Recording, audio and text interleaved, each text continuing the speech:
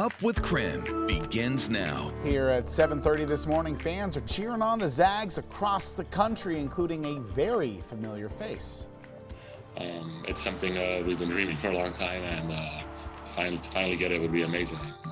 Coming up, we caught up with the 2016 Zags to see what he thinks of this year's team. And the Final Four gear is fresh off the printer and ready for you to get into your hands. We'll tell you how to get your Zag Final Four gear and what gear could be just around the corner.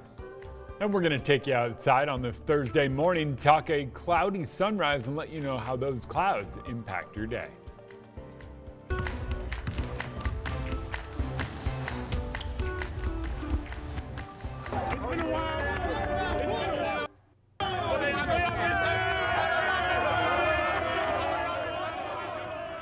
Hey Tim, do you think they're having a good time? Looks like it. Yeah, Andrew Nimhard pulled out a GoPro for this post-game moment, this post-game celebration. Yeah, you can see him throwing up the fours.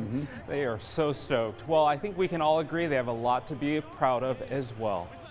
Yeah, love throwing up the fours. And pretty soon, hopefully, they're going to be throwing up even more signs for the Final Two, championship, whatever they got. Of course, we have our full team here joining you this morning with the latest coverage going into that big game coming up. Starting with Mark Hanrahan, who is live in Indianapolis this morning. And Mark, you got a chance to catch up with a former Zag who is really into this team and pushing them to go all the way, right?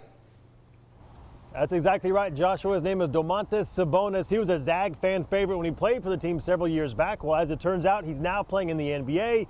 He plays for the Indiana Pacers, so he's just a few miles away from where this game at Lucas Oil Stadium will happen in 2 days.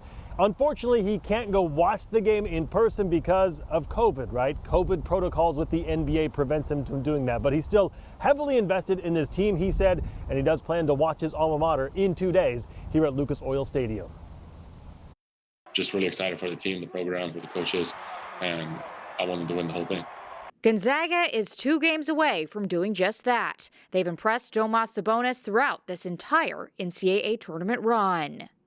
They got a lot of guys, they're stacked, they have a lot of depth, and that's dangerous, especially come tournament time, no matter who's in the court, they're playing at 100%. Normally, this would be a dream scenario for Domas. He would get to be around the team a ton before their Final Four run due to the tournament being played in his city. Not this year. It sucks, I'm texting with the coaches, with Tommy, Theo, some of the guys, and not being able to see them is not fun. Undoubtedly, if the 2-time NBA All-Star were able to be around the team, he'd be asked to give them advice to get through the next 2 games. Domas says he doesn't have any, but for good reason. There's not much I can say, they've all made it further than I ever have, with the team, they made it to Final Four, so just keep doing what you're doing, they're playing calm, they're playing poised, they're taking their time. Everything they're doing is great, I just hope they stay that way and finish it off.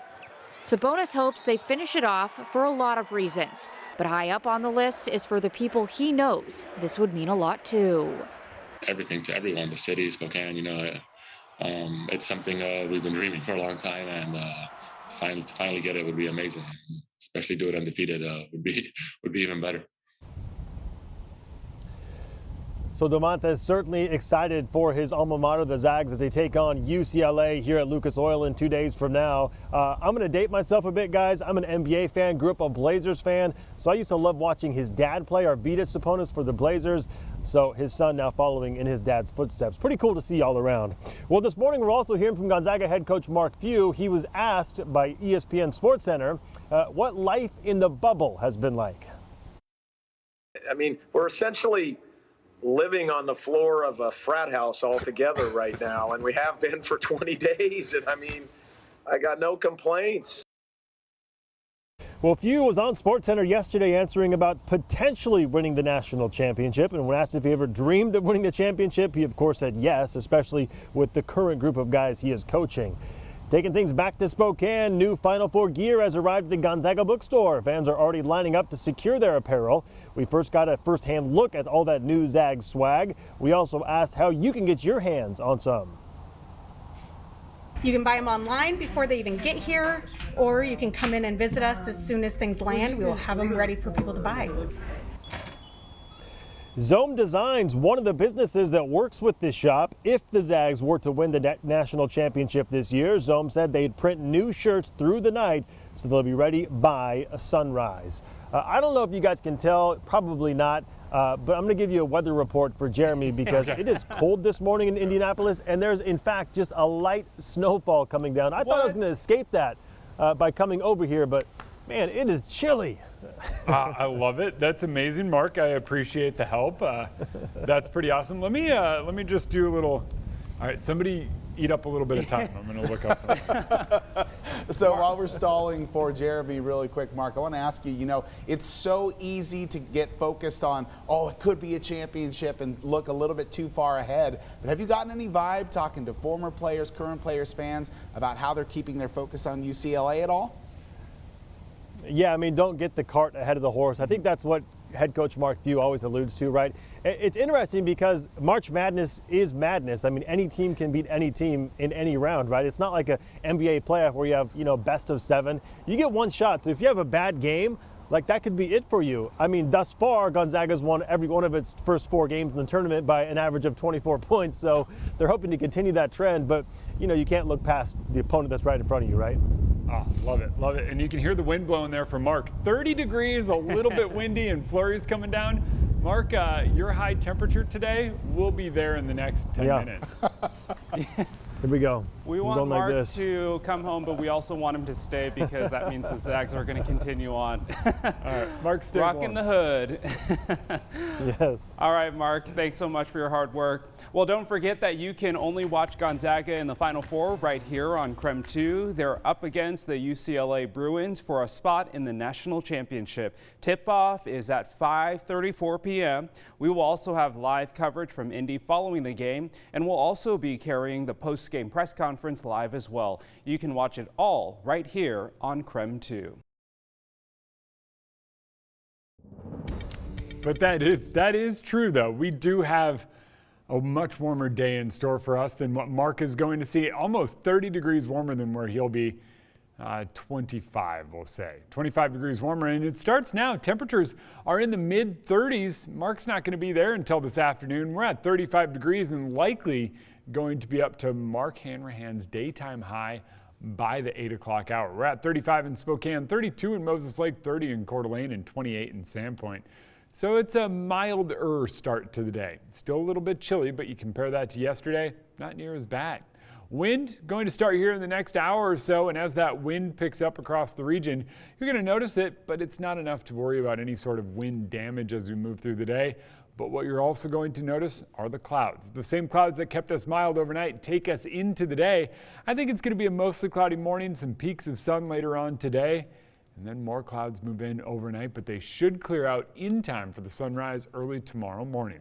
We go from temps in the mid-30s to the mid-60s later on today. That's right. You're looking at that correctly. We'll see mostly cloudy skies with some peaks of sun, but temps still climb thanks to the wind. We're up to 65 degrees here in Spokane.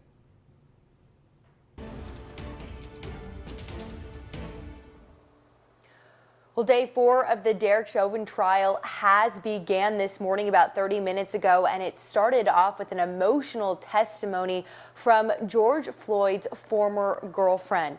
Now, this is what's happening right now.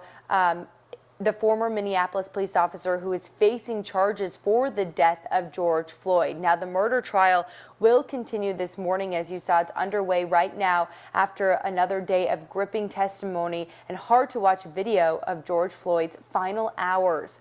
One juror yesterday had to take a break after some of the emotional testimony and new evidence. She told the judge she had a stress-related reaction, felt shaky, and has had trouble sleeping. Here at 7:39, here are 3 things to know about the coronavirus this morning. First up, 15 million doses of the Johnson & Johnson vaccine were ruined in a Baltimore plant. Johnson & Johnson says the batch can't be used because it didn't meet quality standards. Emergent BioSolutions is the company at the center of the quality problems. They've had a string of citations from U.S. health officials for quality control problems. Second, Washington has confirmed there are new coronavirus cases in patients who have already been vaccinated. Of the potential 102 breakthrough cases, 2 people have died. Both of those patients were more than 80 years old with underlying health issues. 8 people were hospitalized, but the majority reported either mild or no symptoms. Number 3, Pfizer says its vaccine protects younger teens from the coronavirus. In a study of more than 2,000 U.S. volunteers between ages 12 to 15, there were no cases of COVID-19 among fully vaccinated adolescents. Now, this is preliminary data, but Pfizer says this means their vaccine is safe and strongly protects young kids. And burning couches isn't a new way for college students to celebrate a basketball game or sports, but Spokane police responded to nearly 400 people in the streets and multiple couches on fire near Gonzaga campus. I'll tell you more after the break.